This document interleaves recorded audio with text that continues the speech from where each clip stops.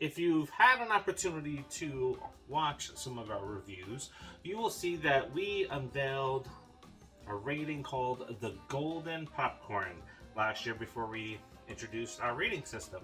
And that first movie that got it was Last Night in Soho. Unbeknownst to us, we thought we would never give out that award again because the first one that received it was so many years in the past.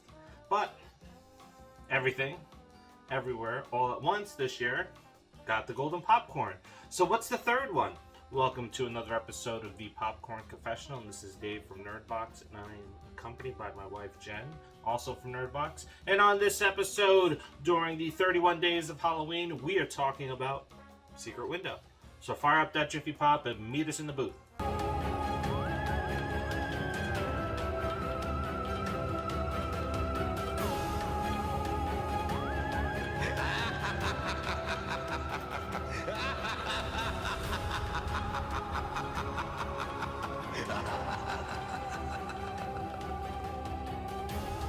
Writer Mort Rainey has isolated himself from the outside world in a remote cabin in upstate New York to write his next novel amidst an ugly divorce. As he struggles to overcome writer's block, there's a knock at his door. John Shooter, a dairy farmer from Mississippi, Stole my story. I don't believe I know you. I know you, Mr. Rainey. That's what matters. You stole my story.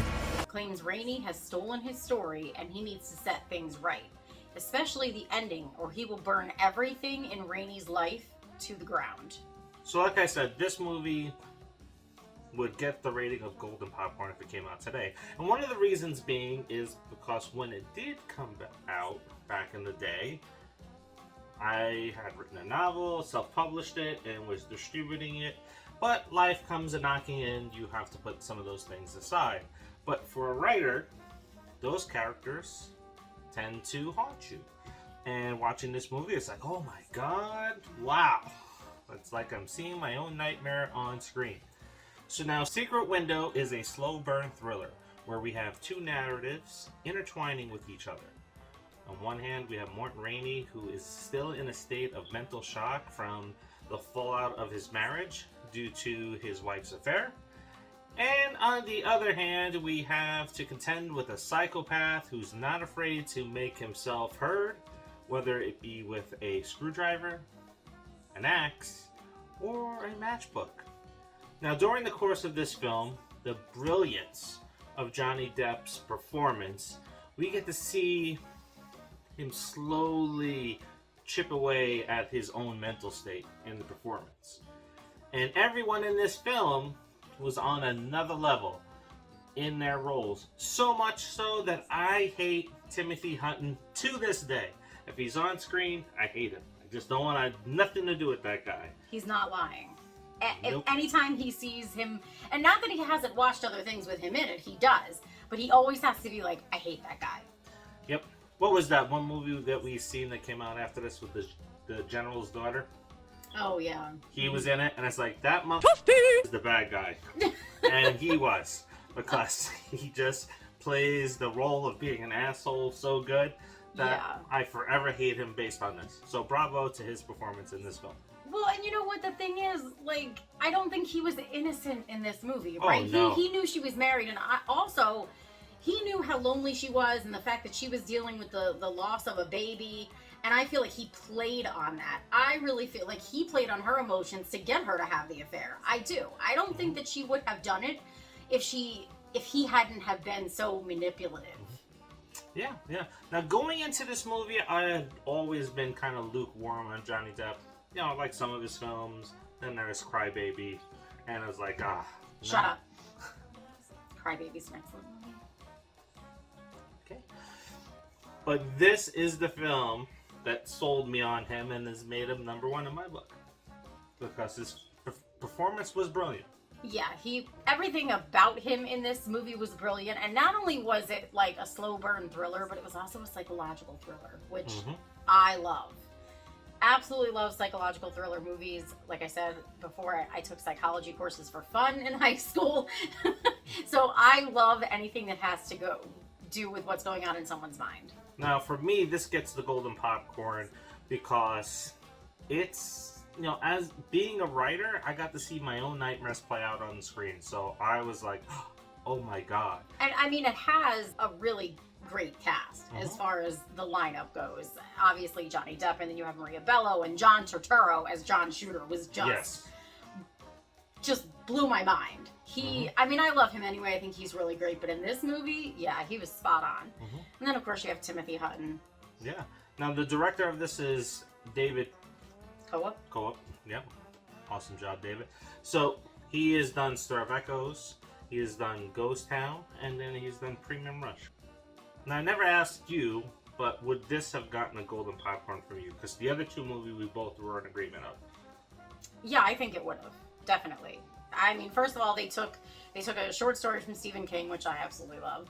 And though I did not read this short story, so I don't know the variations, obviously, with some of the movies that we see that are from his novels. I know that there's differences. I'm sure there are in this as well. But I just love the way that this was written. And even though I started to catch on pretty quickly what was actually going on, it didn't take away from the film. It was still like edge of your seat, like wanting to see what was going to happen next. Oh yeah, definitely. It's got a golden popcorn because it is one of my all-time favorite movies, with the other two that I mentioned earlier. But yeah, the suspense is there. Yeah. Right, and it takes these real life situations, and it just makes it even worse. It elevates the entire film. So you have these two separate stories that just blend together really nicely. Yeah, and you still have that. I almost feel like Timothy Hutton, like, psychologically abused Maureen's ex-wife, Amy. Yeah. I feel like even to the very end, like, even though they were together, I feel like he was psychologically abusing her. Yeah, you can see that in his performance. And she was their interactions. Yeah, she was a weak person. You know, she'd been through a lot, and mentally she wasn't great. And of course, you know, her husband had kind of checked out because he kind of got caught up in his writing after the baby, you know, after she had the miscarriage. Or I just think that he totally, wholeheartedly took advantage of her all the way through. Yeah, and the film opens up, I think, in one of the best openers ever in a film. It's middle of a snowstorm. You just hear the wipers at first, and then you slowly focus in on Johnny Depp's face, and he's just trying to, you can see the emotion on his face as he's trying to think what he should do. But he presses on the gas, slides across the parking lot, grabs the key to the room that his wife's in, busts in, and yeah, he just starts flipping out. Well, he didn't do exactly what he planned to do, because he did have a gun. So I feel like his plan was to kill one or both of them. Yeah, so if you have not seen this film, this is one that is definitely worth checking out. It's going to pull you in, and then just the whole interaction and the chemistry between the casts is just great. And like I said, I hate Timothy Hutton for this film. And he is an asshole. Yeah, I never really thought about the mental abuse aspect with the character of Amy, so that is definitely there. That you're saying that. When you watch it, do you pick up on that? Let us know by dropping that in the comments. It's just her reaction when he speaks. Like, he overpowers her, and she almost cringes sometimes or recoils because of the way he is. Like, she's definitely afraid of him. Yeah, I agree. Now, don't forget, it is the quest for 5,000 subscribers, and you can help us get there by, one, checking to see if you are subscribed to the channel. If you're not, please click that button. We applaud and thank you for that if you are doing that. If you're already a subscriber, thank you very much. We appreciate you, and we appreciate you coming in every week to watch these videos and the other content that we put out. But there's one key thing.